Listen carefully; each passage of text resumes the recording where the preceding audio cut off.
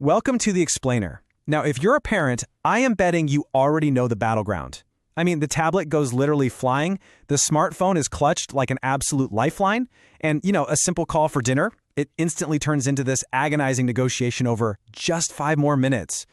It's incredibly frustrating, it's exhausting, and honestly, I can kind of feel like a personal failing or maybe just sheer willful stubbornness on your kid's part. But today we're going to look at a concept that completely reframes this whole everyday household struggle. Okay, let's just dive right into it.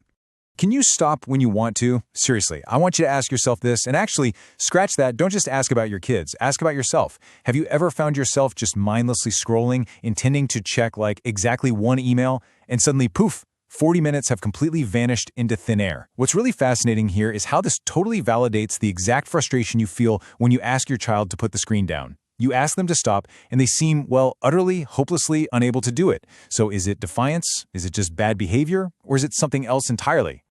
Well, this is where a phrase like the scroll trap absolutely changes everything about how we view this issue. I mean, think about that word for a second, a trap. When an animal is caught in a snare, we don't look at it and blame the animal for being stubborn because it won't just walk away, right? No. We recognize that an external system has literally been put in place to hold it there. Notice, we aren't calling this the scroll habit or, the scroll choice. It is deliberately labeled the scroll trap. And this immediately tells us we need to view our children's screen habits not as simple disobedience, but as a literal snare they've walked right into. Let's think about the word mechanics for a minute. Mechanics implies engineering, doesn't it? It implies a deliberate system built with highly specific gears, levers, and intended outcomes.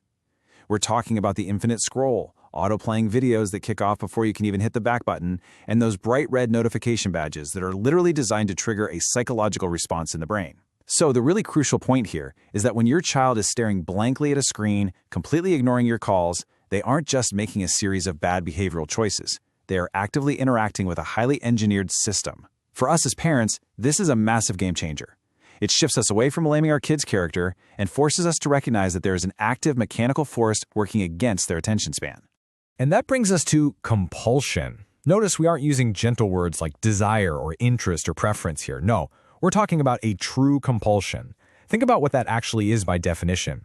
It's this absolutely irresistible urge to behave in a certain way, especially when it goes directly against what you consciously want to do. When we apply this specific word to our kids, it fundamentally changes the whole narrative. They aren't just super interested in that video or game. They are dealing with a designed urge. Those mechanics we just talked about, they are specifically built to create this exact compulsion. It's a magnetic pull that completely overrides their simple conscious choice to just put the device down. So naturally, this creates a massive core conflict, wanting to stop versus why you can't stop. And this right here is the agonizing reality of being caught in the scroll trap.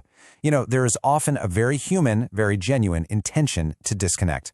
Believe it or not, your kids probably do actually want to go play outside, or at the very least, they don't consciously want to feel glued to a piece of glass until their eyes ache and they feel completely drained. But that human intention is juxtaposed directly against the mechanics preventing it.